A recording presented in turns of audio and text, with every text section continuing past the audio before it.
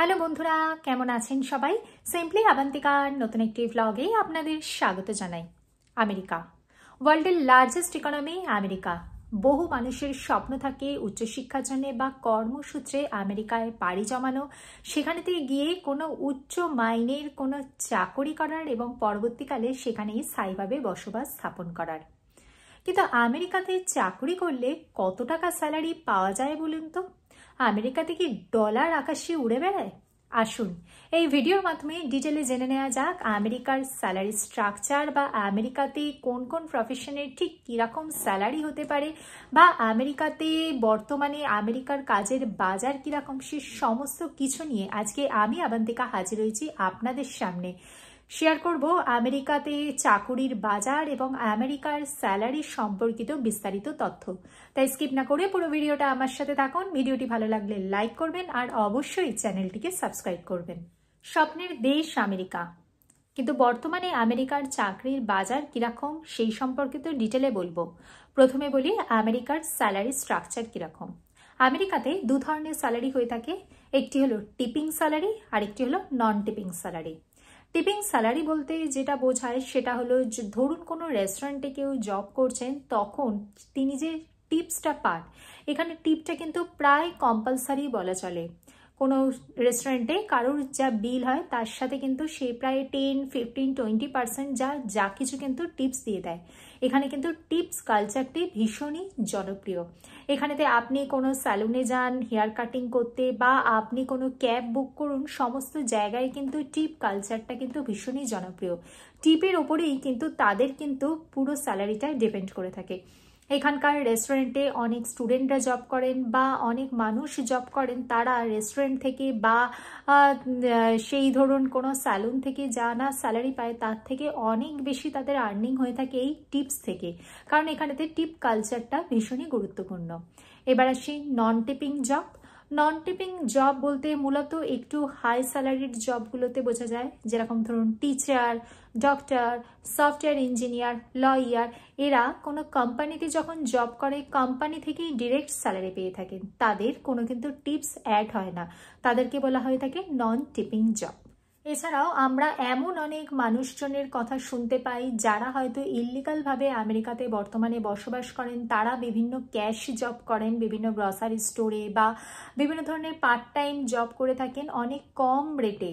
কিন্তু বর্তমানে 2025 সালে চারিধারে যে পরিমাণ রেস্ট্রিকশন আরোপ করা হয়েছে এবং ইল্লিগাল ইমিগ্রেন্টসদের প্রতি যে পরিমাণ ধরপাকড় চলেছে, তার ফলে কিন্তু সেই সমস্ত মানুষরা এই ক্যাশ জব বা ইল্লিগালি যারা রয়েছেন তারা এই পার্ট টাইম জব করার জন্য কিন্তু প্রচুরভাবে কন্ট্রোল হয়ে। এবার আসি স্কিল্ড জব যারা করেন, বিশেষত যারা H-1B ভিসা হোল্ডার রয়েছেন, তাদের কিরকম স্যালারি হতে পারে সেই সম্পর্কে একটি বিস্তারিত আলোচনা।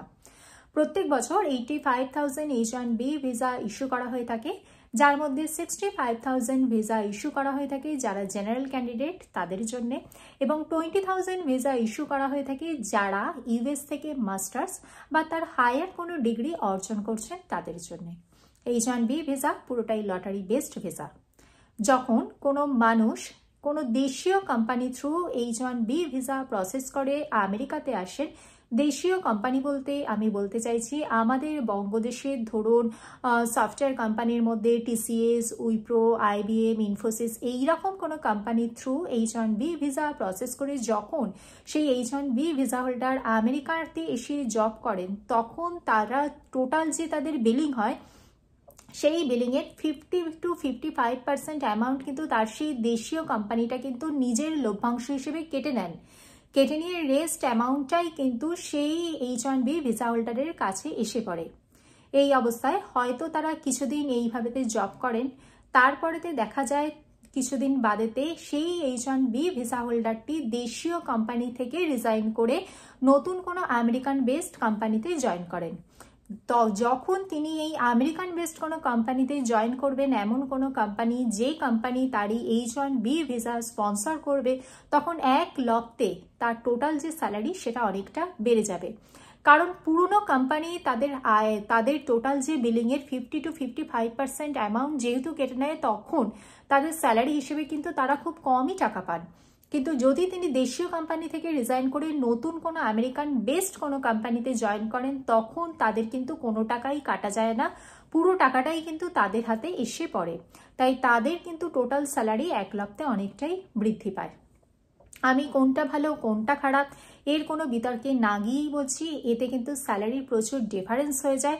প্রচুর মানুষ কিন্তু এইভাবেতে কিন্তু তাদের স্যালারি কিন্তু কম বেশি হয়ে থাকে। কিন্তু যদি কোনো মানুষ স্যালারি নতুন কোনো আমেরিকান কোম্পানিতে জয়েন করার আগে তিনি মনে রাখবেন যে তিনি গ্রিন কার্ড প্রসেস করছেন কিনা।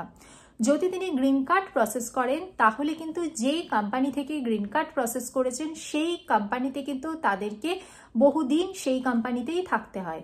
তাই গ্রিন কার্ড প্রসেস করার আগে আপনারা অবশ্যই ভাবনা চিন্তা করে নেবেন কোন কোম্পানিতে থাকবেন। এরপরেতে আসি নেক্সট, যে সমস্ত হাইলি স্কিল্ড জব বলা যেতে পারে আমেরিকাতে, যে সমস্ত স্কিল্ড জব থেকে প্রচুর টাকা ইনকাম হয়ে থাকে, প্রচুর স্যালারি হয়ে থাকে, তার মধ্যে প্রথমেই চলে আসে ডক্টর, ইউনিভার্সিটির প্রফেসর, পাইলট, ব্যাংকার, এছাড়াও ম্যানেজমেন্ট প্রফেশনে যারা রয়েছেন বা HR প্রফেশনাল যারা, তারা কিন্তু স্যালারির পরিমাণ যথেষ্ট বেশি থাকে। তবে সমস্তটাই ডিপেন্ড করছে আপনি কোন কোম্পানিতে জয়েন করছেন, এবং ডিরেক্ট রিক্রুটমেন্টের স্যালারি অনেকটাই বেশি থাকে তুলনায় যদি আপনি স্টাফিং কোম্পানি থ্রু যদি আপনি জয়েন করেন, তখন কিন্তু আপনার স্যালারির পরিমাণ কিন্তু অনেকটাই কম হয়ে থাকে। তাই নির্ভর করছে আপনি কোন কোম্পানিতে জয়েন করছেন, আপনার জব প্রোফাইল কি, এই সমস্ত কিছু কিন্তু আপনাকে ডিটেলে দেখতে হবে। এছাড়াও অনেক মানুষ রয়েছেন যারা বিভিন্ন পার্ট টাইম জব করে থাকেন, যেমন বিভিন্ন গ্রসারি স্টোরে, বিশেষ করে ওয়ালমার্টের যদি আমরা কথা বলি, তাহলে ওয়ালমার্টেও কিন্তু প্রচুর রিক্রুটমেন্টের জন্য প্রচুর ভ্যাকেন্সি দেখতে পাওয়া যায়, ওয়ালমার্টের ওয়েবসাইটে দেখতে পাওয়া যায়। সেখানেতে আপনি কিন্তু আওয়ারলি বেসড কিন্তু ভীষণ জবের সুযোগ পাবেন। তবে সমস্তটাই ডিপেন্ড করছে আপনার জব প্রোফাইলের ওপর এবং আপনার ভিসা স্টেটাসের ওপর। আমাদের দেশে যেরকম দেখতে পাওয়া যায় এক একটি কোম্পানিতে এক এক ধরনের স্যালারি স্ট্রাকচার, যেরকম কোনো কোম্পানিতে স্যালারির পরিমাণ ভীষণই কম থাকে, বিশেষ করে প্রাইভেট কোম্পানিগুলোতে প্রচুর পরিমাণেতে এমপ্লয়িজদের ওপরে প্রেশার ক্রিয়েট করা হয়ে থাকে, তার উপরেতে স্যালারির পরিমাণও অনেকটা কম থাকে। আবার কিছু কোম্পানিতে আবার স্যালারির পরিমাণ অনেকটাই বেশি থাকে, কোনো মিনিমাম স্যালারি বলে কিছু থাকে না। কিন্তু আমেরিকাতে সেটা হয় না। আমেরিকাতে কিন্তু এক একটি স্টেটের মিনিমাম স্যালারি স্ট্রাকচার ডিফারেন্ট হয়ে থাকে এবং সেটি সরকার কর্তৃক নিয়ন্ত্রিত হয়ে থাকে। যেরকম টেক্সাসের মিনিমাম স্যালারি পার আওয়ার ধরা হয়ে থাকে $7.25, সেটাই ক্যালিফোর্নিয়া বা নিউ ইয়র্কের মতো স্টেটে সেটাই হয়ে যায় $16.50। তো ডিপেন্ড করছে আপনি কোন শহরে থাকছেন তার উপরেও আপনার স্যালারি ডিপেন্ড করে থাকে। তবে আপনি যদি আজকে টেক্সাসে থাকেন, টেক্সাসে থাকলে স্টেট ট্যাক্স থাকে না এবং টেক্সাসের কস্ট অফ লিভিং অনেকটাই কম থাকে তুলনায় যদি আজকে আপনি ক্যালিফোর্নিয়া বা নিউ ইয়র্কের মতো কোনো সিটিতে থেকে থাকেন, যেখানেতে হয়তো স্যালারি পার আওয়ার স্যালারির পরিমাণ অনেকটা বেশি, কিন্তু সেখানেতে স্টেট ট্যাক্স বা কস্ট অফ লিভিংও কিন্তু আপনাকে অনেকটাই বেশি বেয়ার করতে হবে। বর্তমানে আমেরিকার কাজের বাজার সম্পর্কে বলতে গেলে বলি, 2025 সালে বর্তমানে আমেরিকার কাজের বাজার সম্পর্কে বিভিন্ন দিকে আমরা হয়তো বিভিন্ন ধরনের কথাবার্তা শুনতে পাচ্ছি। তবে আমেরিকায় থাকার সুবিধে যেটি একদম পার্সোনালি আমি সচক্ষে দেখতে পাচ্ছি, সেটি হলো আমেরিকাতে কাজের বাজারের অবস্থা একটু খারাপ বর্তমানে। আইটি জায়ান্ট বলতে যেটা বোঝায় আপনার ফেসবুক, গুগল, মাইক্রোসফট, অ্যাপেল, এই সমস্ত কোম্পানিগুলি থেকে কিন্তু প্রচুর লে অফ হয়েছে এবং অনেক মানুষের কিন্তু চাকরি চলে গেছে, বা অনেক স্টুডেন্ট বা H-1B ভিসাতে যারা রয়েছেন তারা কিন্তু রীতিমতো চিন্তাগ্রস্ত হয়ে পড়েছে, কারণ আমেরিকাতে বর্তমানে কাজের বাজার কিন্তু একটু ভাটা পড়ে গেছে। যারা H-1B ভিসাতে রয়েছেন তাদের চিন্তার কারণ যে একবার যদি তাদের কোনো কারণেতে লে অফের শিকার হয়ে থাকেন, তাহলে আগামী 60 দিনের মধ্যে তারা যদি পরবর্তী কোনো কোম্পানিতে জয়েন না করতে পারেন, যে কোম্পানি তাদের H-1B ভিসা প্রসেস করবে, তাহলে হয়তো তাদের আমেরিকার মায়া কাটিয়ে দেশে ফিরে যেতে হবে। আর যারা স্টুডেন্ট ভিসাতে আমেরিকাতে রয়েছেন তারা হয়তো অনেক টাকা তাদের স্টুডেন্ট লোনের বোঝা রয়েছে, কিন্তু তাদেরও হয়তো চাকরি না পেলে তাদেরও হয়তো বাড়ি ফিরে যেতে হবে। সেই জন্য তারাও কিন্তু ভীষণভাবেই চিন্তাগ্রস্ত। তবে আশা করা যাচ্ছে খুব তাড়াতাড়ি আমেরিকা আবারও তার পুরনো গৌরবে ফিরে আসবে। তাই আপনারা যারা আমেরিকাতে আসবেন বলে ভাবছেন বা বর্তমানে যারা আমেরিকার কাজের বাজার সম্পর্কে জানতে চাইছেন, তাদের জন্য বলবো আমেরিকাতে বর্তমানে যে কাজের ডিমান্ড বেশি বা সারা বিশ্ব জুড়ে যে কাজের ডিমান্ড বেশি, সেই সাবজেক্ট নিয়ে আপনারা পড়াশুনো করুন। যেরকম AI বা ডেটা সায়েন্সে আমেরিকাতে কিন্তু ভীষণ একটা চর্চিত বিষয়। সেই বিষয় নিয়ে যদি আপনারা পড়াশোনা করেন বা তার পাশাপাশি তার উপরে যদি আপনাদের ওয়ার্ক এক্সপিরিয়েন্স থাকে, তাহলে আপনাদের কিন্তু আমেরিকান কাজের বাজারে কিন্তু আপনারা কিন্তু অবশ্যই তার যোগ্য সম্মান পাবেন। আপনাদের নিজেদের স্কিলকে আপগ্রেড করুন, নিজেদের স্কিলকে ডেভেলপ করুন, কারণ আমেরিকা ভীষণই একটি প্রতিযোগিতামূলক একটি দেশ। সেখানে প্রতিযোগিতায় টিকে থাকতে হলে আপনাদেরকে কিন্তু নিজের স্কিলটাকে কিন্তু আপগ্রেড করতে হবে। এই ভিডিওর মাধ্যমে আমি আপনাদের সাথে শেয়ার করলাম আমেরিকার কাজের বাজার এবং আমেরিকার স্যালারি সম্পর্কে। ভিডিওটি ভালো লাগলে লাইক করবেন, ভিডিওটি দেখে উপকৃত হলে অবশ্যই আমাকে কমেন্ট করে জানাবেন। দেখা হচ্ছে পরবর্তী ভিডিওতে। ভালো থাকবেন, সুস্থ থাকবেন। নমস্কার।